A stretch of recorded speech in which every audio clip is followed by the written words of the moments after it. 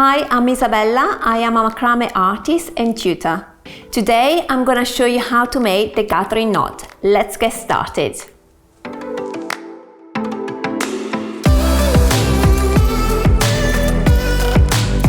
Subscribe to the Hobbycraft channel and click the bell icon to be notified of future videos.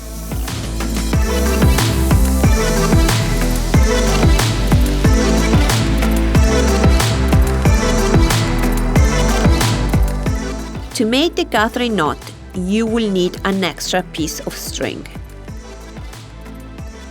Gather all your strings together. Take your piece of string and place it at the front with the end pointing up. Then fold it, creating a loop, and wrap all your strings.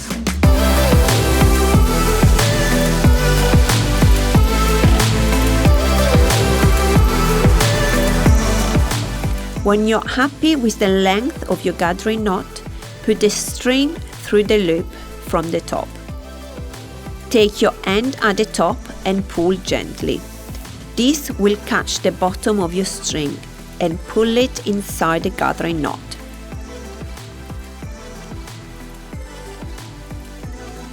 You should be able to feel it inside the knot. Now you can trim the top and bottom string.